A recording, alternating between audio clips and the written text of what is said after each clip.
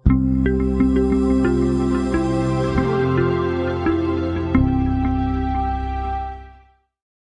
datang di Ngobras Ngobrol Asik Alumni 9. Bersama saya Hana, alumni tahun 2017, dan rekan saya Lydia Sekardioyani 2007. Langsung saja ya Mbak. Hari Iya. ini kita pembahasannya menarik banget nih, Iya. karena sangat happening juga di Mm-mm. Gen Z Wow. zaman sekarang. Iya. Langsung kita perkenalkan kali ya Boleh, Mbak. silahkan. Silahkan. Untuk tamu kita malam hari ini adalah Mbak Dr. Novi Agung Rahmawati, SPKJ atau spesialis kesehatan jiwa. Benar ya? Iya, Assalamualaikum warahmatullahi wabarakatuh. Perkenalkan saya Novi Agung Rahmawati, saya dokter psikiater. Sehari-hari saya berpraktik di RSUD Gambiran Kota Kediri, RS Muhammadiyah Madalan, dan Rumah Sakit Bayangkara Kediri. Sibuk juga ya dok ya. Baik, terima kasih. Ade, untuk selanjutnya, bolehkah dokter, kenapa dokter ketika lulus SMA ingin masuk ke dunia kedokteran? Apakah sudah ada cita-cita mungkin dari sebelumnya ketika masih bersekolah, atau justru setelah SMA baru memikirkan untuk saya pengen jadi dokter seperti itu? Boleh diceritakan ke adik-adik, mbak-mbak dan mas-mas? Monggo. Ya, oke. Kenapa milih kedokteran? Zaman itu memang pada saat itu ya. Iya. Fakultas kedokteran menjadi salah satu fakultas favorit ya. Tapi kebetulan orang tua saya dua-duanya dari dunia kesehatan. Iya. Jadi mungkin tanpa sadar termotivasi dari sana ya. Sebelum saya kedokteran saya sempat mendaftar di kebidanan. Baik. Waktu itu diterima di Akbid Kemenkes, cuman kemudian saya melanjutkan untuk tesnya kan beruntun ya. Betul. Kemudian diterima di Fakultas Kedokteran Universitas Brawijaya, saya mengambil di kedokteran Brawijayanya. Oh, Gitu, baik dok. Apakah di situ spesialisnya juga di Brawijaya dokter? Saya spesialisnya di Universitas Erlangga. Oh, Surabaya ya. Surabaya. Jadi pendidikan kedokterannya di Brawijaya, spesialisnya di Unair ya. Baik dok. Kenapa dokter kok ada keinginan menjadi spesialis kesehatan jiwa? Kok tidak mungkin spesialis yang lain atau bagaimana gitu dok? Iya. Jadi saya mengawali karirnya di Puskesmas ya waktu itu ya. Oke, Puskesmas waktu itu kami menangani salah satunya adalah beberapa komunitas, salah satunya HIV/AIDS dan LGBT ya. Baik. Waktu itu ya. Kemudian pada saat saya, kalau di pemerintahan kan kalau mendaftar juga harus disesuaikan juga dengan kebutuhan. Betul. Jadi pada saat itu memang spesialisasi psikiatri diperlukan karena SDM sangat terbatas waktu itu. Dan sebelum saya lulus 4 tahun pemerintah Kota Kediri masih kosong psikiater untuk yang dari Pemkot, sehingga pada saat saya lulus ya masih yang berstatus PNS Pemkot masih saya untuk psikiaternya. Jadi mungkin masih dibutuhkan. Ternyata dulu saya pikir kalau masuk psikiatri itu penanganannya adalah gangguan jiwa berat yang seperti kehilangan kesadaran diri, bicara sendiri. Tapi ternyata begitu saya memulai berpraktik di Kota Kediri sebagai psikiater November 2023, ternyata zaman berubah ya. Jadi 90% pasien saya adalah orang-orang dengan produktivitas yang tinggi ya, seperti mahasiswa, kemudian gawai dan berkarir gitu, termasuk beberapa pemilik wira swasta usaha yang cukup besar. Itu juga ternyata awareness juga mulai naik setelah COVID ya. Jadi pada saat COVID itu ada namanya cabin syndrome, itu dimana seseorang tuh mendadak tiba-tiba dipaksa untuk berada di satu ruang dalam jangka waktu lama, kehilangan kebebasan untuk beraktivitas di luar, dan itu mulailah bermunculan tentang terutama kecemasan ya. Itu kemudian mungkin orang-orang menjadi lebih banyak browsing, banyak membahas terkait mental health. Dan waktu itu saya juga sedang pendidikan di RSUD Sutomo, dan memang pasien-pasien COVID yang banyak yang kemudian dikonsulkan ke kami karena pasien-pasien dengan kecemasan yang sangat tinggi itu ternyata juga sangat mempengaruhi profil laboratoris mereka ya. Terutama jadi kesehatan mendadak menurun begitu ya dengan kecemasan yang tinggi. Jadi memang penanganan pasien COVID kalau di Sutomo banyak sekali yang juga kemudian berkolaborasi dengan kedokteran jiwa gitu. Jadi semakin kesini juga semakin luas gitu ya ininya. Baik dok. Tantangannya untuk spesialis kesehatan jiwa itu yang paling menurut dokter sangat menantang sekali itu di apanya dok?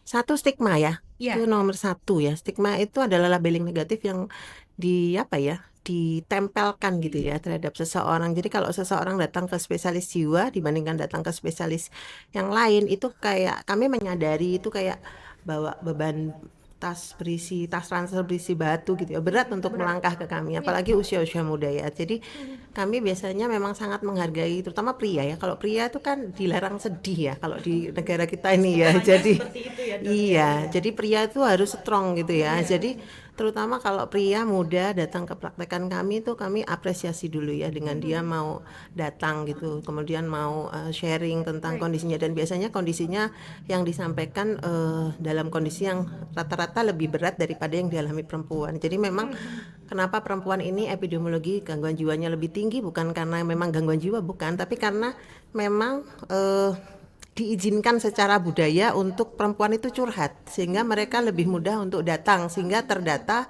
pasien wanita lebih banyak. Tapi sebetulnya fenomena gunung es saja.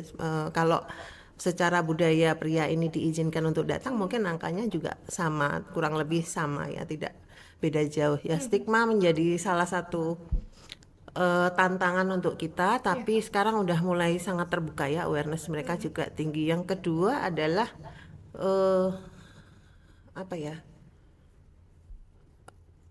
support dari sekitarnya. Jadi seringkali pasien-pasien yang datang ke kami itu tidak ada support system yang ada kuat, Betul. sehingga mereka merasa sendirian ya, tidak bisa, mereka punya keluarga tapi tidak mendapatkan support yang ada kuat, sehingga seringkali putus pengobatan, atau keluarga yang harusnya menjadi support itu justru menjadi sumber stresor utama gitu. Jadi mau nggak mau ya support itu kemudian beralih di polipsikiatri untuk sementara gitu. Itu kenapa kami sebenarnya kalau bekerja 24 jam, terutama perawat saya itu memang sebagian besar pasien akan kami berikan nomor telepon perawat, karena kebanyakan di malam hari itu saat mungkin mereka sudah selesai beraktivitas, saat sendiri mau istirahat, mulailah muncul Relapse. ya kecemasan, kesedihan, atau kadang keinginan untuk melukai diri itu muncul di malam hari, sehingga dengan tidak dimilikinya support system yang ada kuat itu, biasanya kita sarankan untuk boleh kok menghubungi gitu sewaktu-waktu. Jadi beberapa kali kok juga kita mendapatkan ya, kadang pasien itu melakukan perlukaan diri itu mengirimkan foto dan lain sebagainya itu di malam hari ya, kita lakukan intervensi krisisnya ya, apa namanya ya, saat itu memang by phone. Kalau seandainya rasanya sangat darurat ya kita arahkan ke UGD gitu. Butuh nomor teleponnya kapan-kapan nih kayak jadi mungkin buat nyimpen aja, takutnya ada Jaga-jaga apa-apa. ya, Mbak Sekar. Jaga-jaga, karena kita harus jaga-jaga takutnya. Takutnya. Ya, oke. Baik dokter, kembali lagi untuk apakah pengalaman selama dokter bersekolah di Semada itu mempengaruhi perjalanan karir dokter selama ini? Oh, mempengaruhi, sangat mempengaruhi. Jadi beberapa remaja, oh iya, salah satu kendala untuk mental health salah satunya juga apa namanya, mendiagnosis diri sendiri itu self diagnosis ya. Ya, self diagnosis itu juga tinggi. Termasuk tadi pertanyaan ada hubungannya. Jadi sebetulnya apa yang kita lakukan, perilaku kita itu ditentukan dari apa yang kita pikirkan. Apa yang kita pikirkan tuh mempengaruhi emosi kita, kemudian akan mempengaruhi perilaku kita. Dan apa yang kita pikirkan itu dipengaruhi dari apa yang kita baca dan apa yang kita dengar. Remaja-remaja sekarang itu kalau dikatakan apakah sangat mempengaruhi? Iya, mungkin dulu ada positifnya remaja generasi sekarang ya, dengan adanya medsos dan lain sebagainya ya. Berbagai sumber informasi itu gampang. Kalau zaman dulu, kalau punya duit beli buku, kalau nggak punya duit fotokopi, nggak punya duit lagi ke perpus nyalin, ya pinjam, kemudian kan nggak boleh dibawa. Kalau dulu saya buku FK tuh nggak boleh dibawa keluar dari perpus, jadi mau nggak mau duduk terus kita nyatet gitu ya, nyatet. Kalau zaman sekarang ya cukup kita browsing jurnal udah bisa dapat apapun gitu ya. Kalau saya orang tipe auditorik pun sangat dimudahkan dengan YouTube. Kenapa? Kalau ada materi-materi yang kesulitan, karena saya bukan orang tipe pembaca, saya auditorik, saya menyimpan recorder, atau enggak kalau kesulitan pakai YouTube, saya harus dengar dulu baru saya bisa baca textbook. Apakah mempengaruhi? Iya, karena pendidikan di Semada waktu itu juga melatih kemandirian ya, di mana enggak semua hal tuh dikasih gitu ya sama dokter sama dosennya untuk semuanya dijelaskan, tapi banyak tugas-tugas yang harus dengan mandiri mencari gitu, dan itu modal sebenarnya memupuk daya juang juga ya. Jadi itu modal yang digunakan untuk terus jenjang ke selanjutnya. Saya beberapa kali sempat jadi apa ya, ngasih materi gitu ya untuk anak-anak remaja. MPLS itu biasanya SMP Negeri 1, ada beberapa SMP dan beberapa SMA. eh saya dengar ada beberapa siswa yang kemudian enggak mau sekolah karena murid-murid apa, pasien-pasien saya terutama yang remaja itu, kalau terutama yang adiksi game ya, itu Oh, saya ya. tanya dan itu mengakar sekali pemikiran mereka. Kalau sekolah itu nggak penting gitu. Ada salah satunya, sekolah nggak penting gitu, karena dengan game itu bisa earn money, bisa dapat duit gitu ya. Iya, iya. Sekolah itu banyak pelajaran yang kayak nggak fokus gitu, jadinya nggak apa ya, nggak ada gunanya untuk di Kedepannya. kedepannya Iya, gitu. iya. Dan selalu dikatakan kalau sekolah itu tidak selalu menjamin kesuksesan ya. Kemudian anak ada kok yang lulusan SMP bisa sesukses itu gitu ya, Oke. mungkin beberapa public figure ya. Itu tapi itu yang sebenarnya kalau remaja-remaja itu nggak sharing ya, kita nggak ngerti, oh ternyata begitu ya, ada brainwash seperti itu gitu ya. Jadi sekolah itu memang tidak menjamin kesuksesan, memang ya. Tapi kita lihat peluang ya. Berapa sih peluang orang dengan pendidikan yang lebih rendah dengan pendidikan yang cukup baik gitu untuk meraih kehidupan yang layak. Jadi pendidikan itu memperbesar peluang seseorang untuk bisa hidup dengan layak. Itu satu. Yang kedua, akademik atau pendidikan itu membuat seseorang selain melatih akal untuk kognitifnya, logisnya berjalan, juga untuk melatih bagaimana dia bersikap terhadap aturan, menaati peraturan, menaati tata tertib, berinteraksi dengan pihak signifikan figur. Iya. Ya. Jadi sampai saya dengar ada waktu itu saya ngasih SMP ya. Kenapa kok rambut itu ditatur di sekolah? Kenapa? Nggak boleh Apa hubungannya kepintaran sama rambut? Boleh dong rambut itu panjang gitu ya misalnya. Iya. Terus saya bilang, peraturan yang dibuat di sekolah itu tempat untuk mendidik. Jadi kita dididik karena kepribadian kita akan terbentuk confirm di usia 18 tahun. Pintar sekali memang medsos ini akan mempengaruhi remaja di usia 12 sampai 18 tahun. Untuk apa? Untuk mempertanyakan peraturan, untuk mempertanyakan kemudian digiring untuk menentang.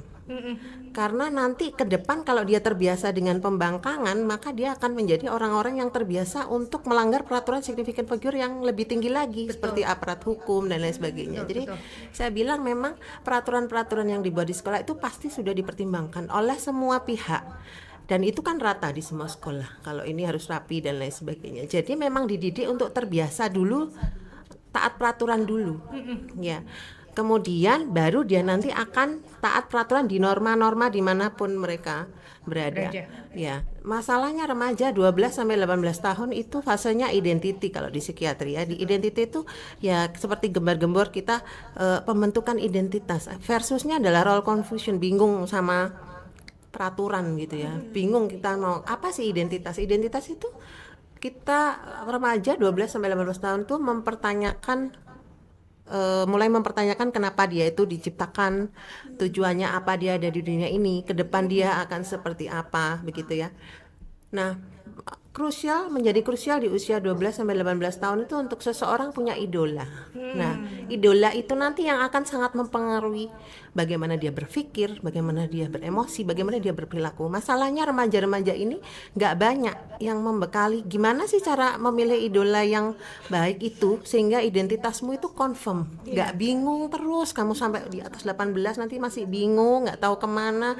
Ya, jadi sebenarnya tips memilih idola, satu, idola yang dipilih itu harus sesuai dengan nilai norma etika yang berlaku di tempat kalian berada. Ya, karena berbeda nilai norma etika di sini dengan nilai norma etika di luar, dimanapun itu ya. Jadi kalau kalian memang hidup di Indonesia dan akan tinggal di Indonesia jangka lama, idola yang kalian pilih itu satu, perilakunya harus sesuai dengan nilai norma etika yang berlaku dan kalian yakini di mana kalian tinggal gitu ya. Termasuk religi dan lain sebagainya. Ya sesuaikan dengan religi kalian masing-masing. Yang kedua, idola yang kalian pilih itu harus memiliki kebermanfaatan yang luas gitu ya, bagi sekitar gitu. Banyak remaja-remaja sekarang dalam kebingungan, kenapa? Karena saat dia mengidolakan tokoh-tokoh di luar sana, nah ujungnya ada suicide atau pengakhiran hidup yang itu akhirnya bingung ya, mengikuti dan lain sebagainya.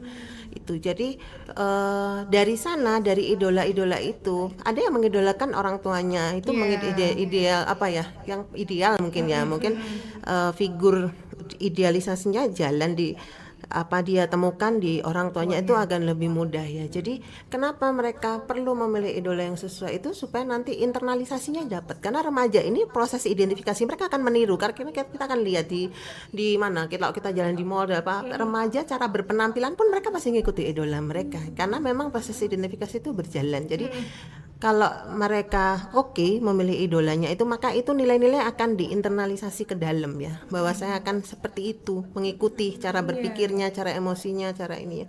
Dan itu apa repot kalau udah saya nemu tuh, kalau terutama yang hobi game ya, itu ya memang sangat mengidolakan gamer-gamer hebat di luar sana. Dan itu mereka ngikuti sampai yang penting saya bisa survive dok. Saya tanya, kamu hasilin duit nggak dari situ? Ya nanti akan bisa, nanti enggak, saya nanya sekarang aja, kamu habisin duit apa keluarin duit, dapetin duit atau keluarin duit ya, minimal pulsa, kuota apa jalan terus, nantinya kapan nggak ngerti kita, nantinya kapan nggak ngerti gitu.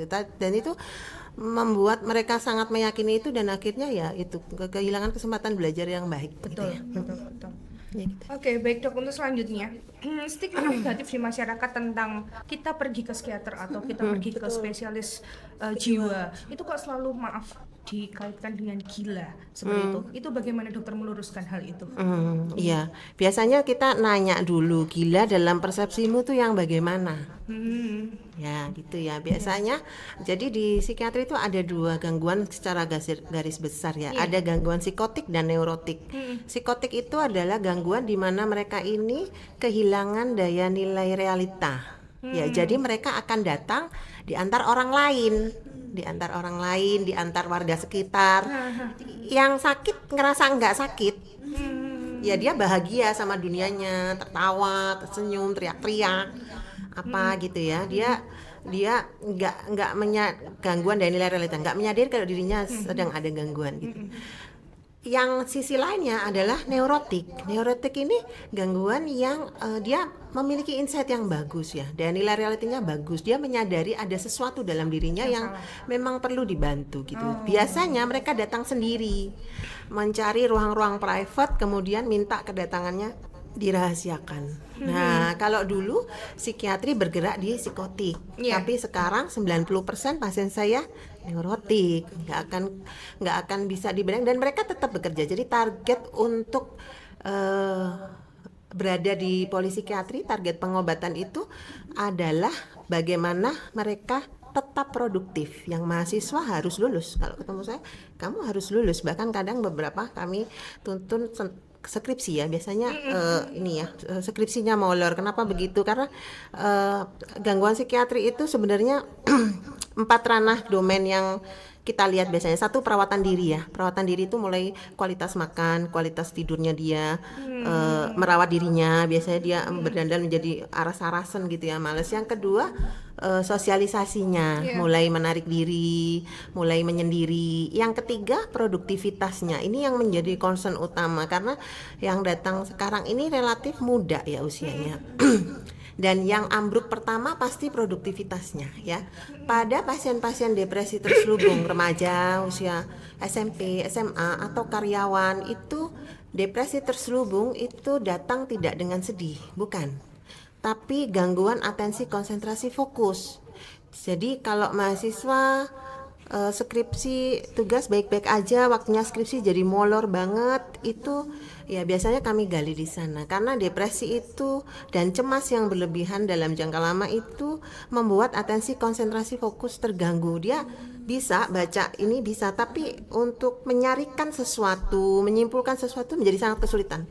Termasuk karyawan ya, dia menjadi pelupa. Karena depresi itu nama lainnya pseudodemensia, pikun yang palsu gitu ya. Karena akan ada gejala lupa-lupa, akan ada gejala gangguan fokus yang kalau tidak dimengerti sekitarnya dulu rajin kok sekarang jadi nggak mau ya, kalau diajak apa-apa dia cenderung menghindar. Kenapa? Karena dia merasa nggak mampu lakuin itu. Tapi mungkin lingkungan nggak bisa mengerti itu karena dia dulu backgroundnya rajin gitu. Jadi kemudian dianggap males, nggak kooperatif, ada malah makin di punishment ya, semakin terpuruk gitu. Jadi ya itulah, jadi kenapa kalau di psikiatri kalau produktivitas ya memang target kami salah satunya adalah supaya dia tetap produktif dan menyelesaikan karya-karyanya. Oke, baik. Anak-anak muda sekarang kan sering mengeluhkan tentang dia anxiety atau apa ya, burnout, tekanan mental. Ya. Itu saran dari dokter itu mereka mungkin yang merasa tidak baik-baik saja tuh bagaimana untuk setidaknya mengatasi itu, jalan keluar apa yang kira-kira mereka lakukan duluan? Itu apa? Ya.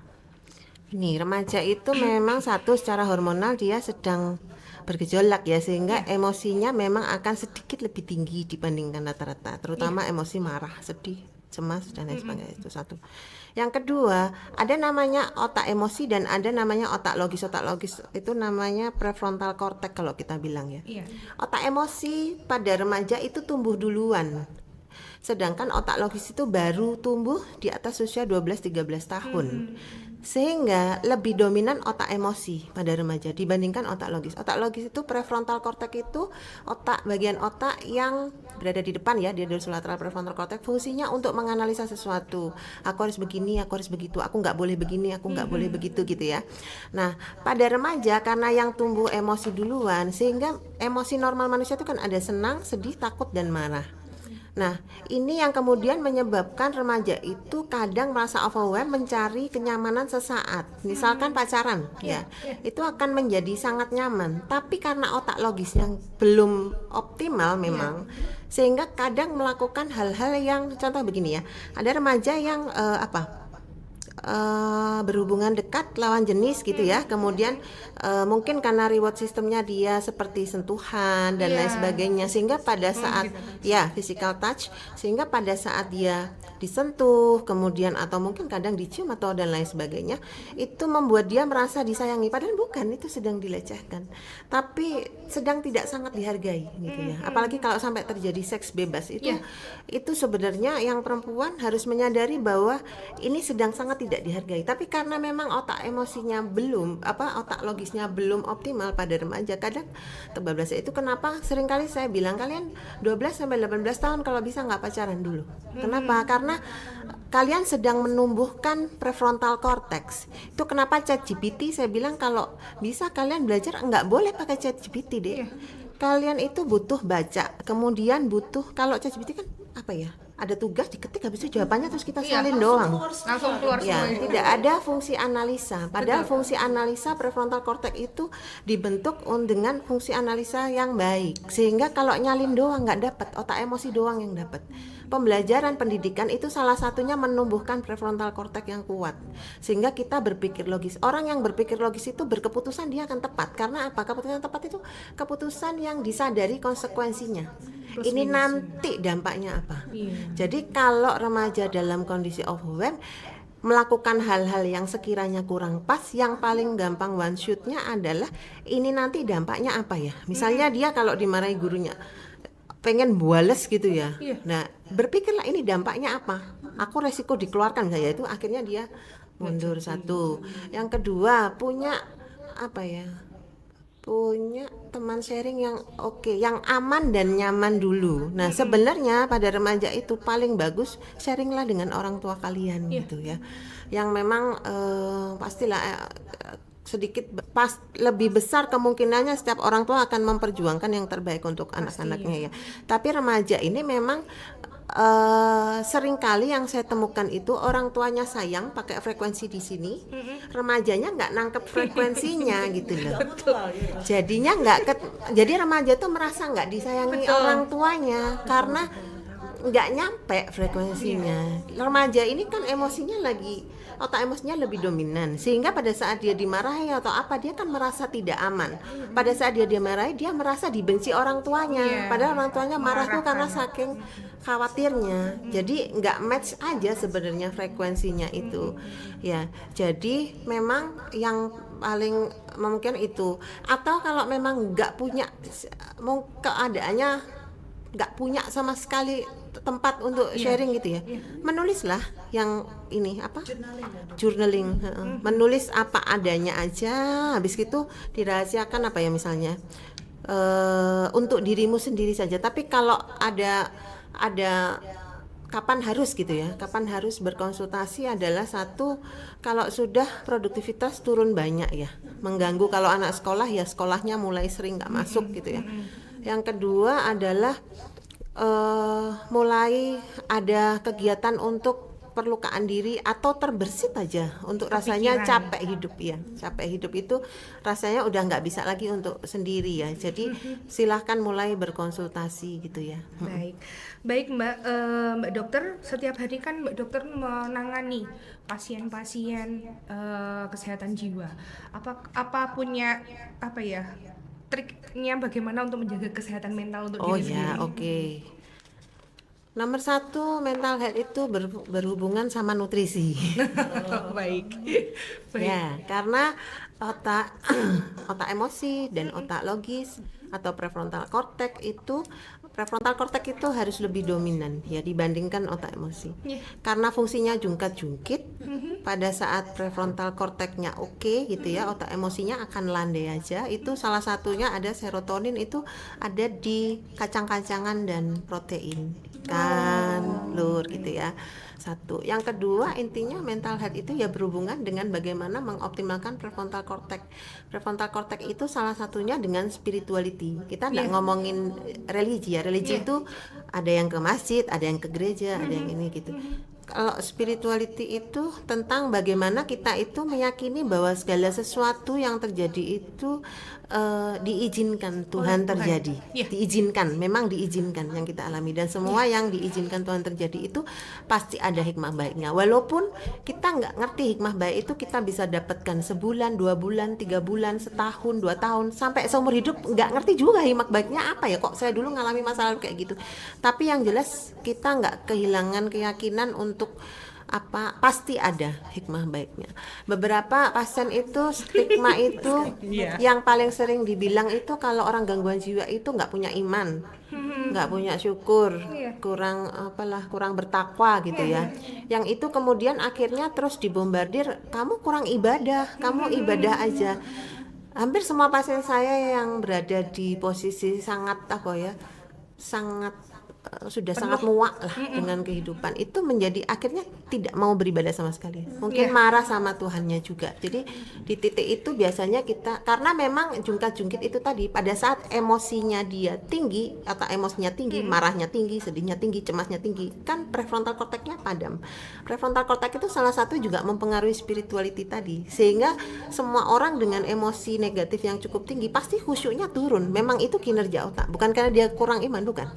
Memang kinerja otak begitu. Itu kenapa kita akan melandaikan otak emosi pelan gitu ya.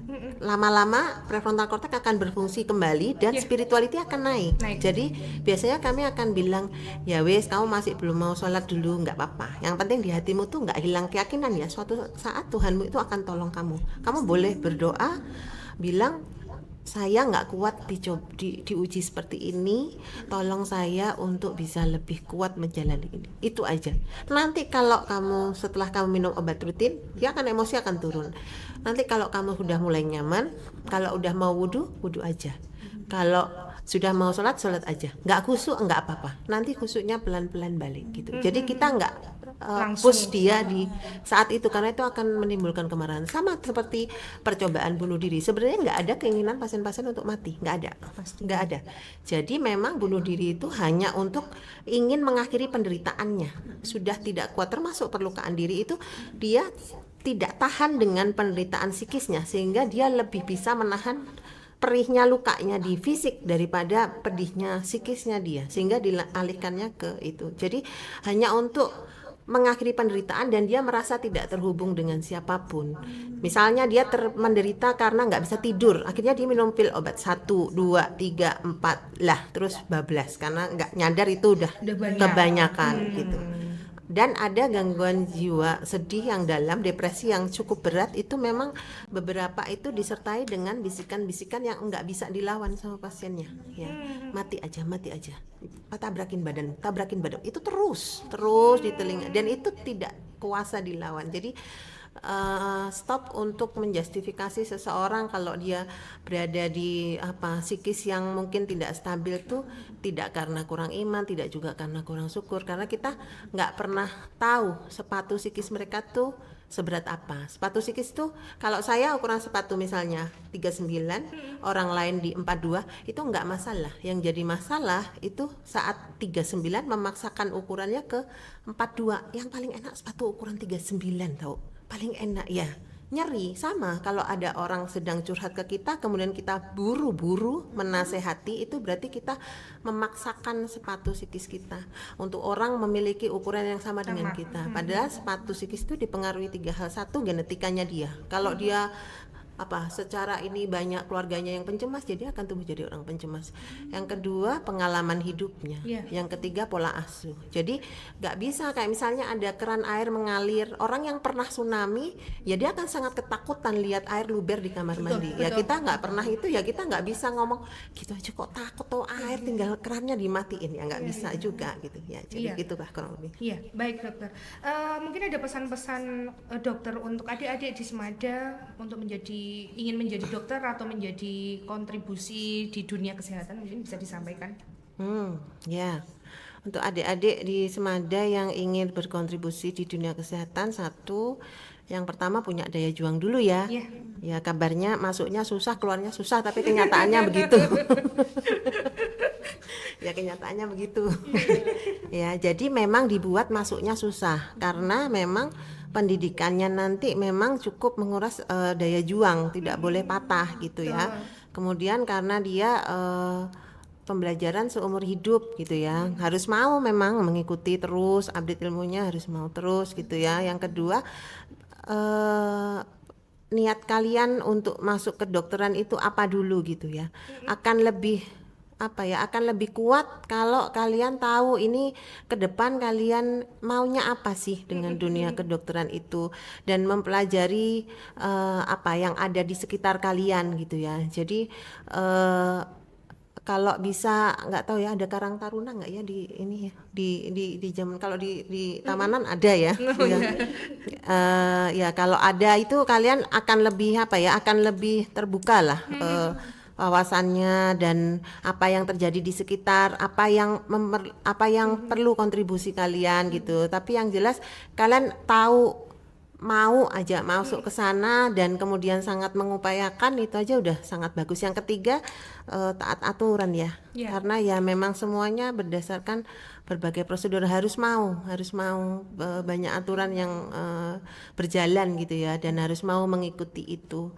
Dan yang keempat, tetap semangat. Kalian mengupayakan, tidak boleh hanya melihat hasilnya saja ya. Banyak remaja-remaja akhirnya tumbang pada saat dia sudah sangat mengupayakan, kemudian di ujung akhir ada yang hasilnya sesuai yang mereka harapkan, ada yang tidak sesuai yang kalian harapkan. Itu enggak apa-apa, karena pada saat kalian berupaya itu setidaknya kalian sudah pernah menjalani sebuah proses yang namanya daya juang, dan daya juang itu kalian akan gunakan terus dimanapun kalian berada. Dan harus berbeda antara jatuh dan gagal. Banyak remaja itu patah karena berpikir jatuh itu adalah gagal. Bukan. Keberhasilan itu naik tangga satu persatu, tapi tidak naik terus, nggak ada. Naik 1-2 jatuh, nanti bangkit lagi, jatuh lagi, bangkit lagi, jatuh lagi. Gagal adalah pada saat kita jatuh dan kita enggak bangkit lagi, itu gagal. Tapi kalau apa yang kita upayakan belum seperti yang kita mau, ya memang semua usaha yang kalian lakukan harus disertai doa yang terbaik menurut Tuhan saja. Betul. Gitu ya. Baik, terima kasih Mbak Dokter, luar biasa untuk inspirasinya. Jadi pengen nangis ya. Baik Dek, silakan. Semoga untuk pembahasan dan juga diskusi hari ini bisa sangat bermanfaat buat teman-teman semua yang Pastinya. mendengarkan podcast hari ini, khususnya untuk teman-teman dan adik-adik yang masih SMA atau masih belajar. Semoga nantinya bisa terinspirasi Pastinya. dari Dr. Novi untuk mengikuti di Jejak. jalur yang sama ya. Iya. Nah, untuk teman-teman semuanya, biar nggak ketinggalan episode podcast kita yang lainnya, yang lebih-lebih seru lainnya, silakan untuk jangan lupa follow sosial media kita IKASmada dan juga like, comment, dan subscribe di YouTube channel kita. Dan jangan lupa untuk informasi lebih lanjut kalian bisa hubungi Halo IKASmada di nomor 08222 767 0022. Demikian episode Ngobras kita hari Ya. ini. Terima kasih banyak. Terima kasih Mbak banyak, Dr. sama-sama. Novi dan juga Mbak Ya. Sekar untuk Sama-sama. hari ini ya. Iya, oke. Sekian dari kami ya Mbak. Dan Ya. jangan lupa Anda Smada Kita saudara. Terima kasih, Mbak. Terima kasih. Iya, terima kasih. Informasinya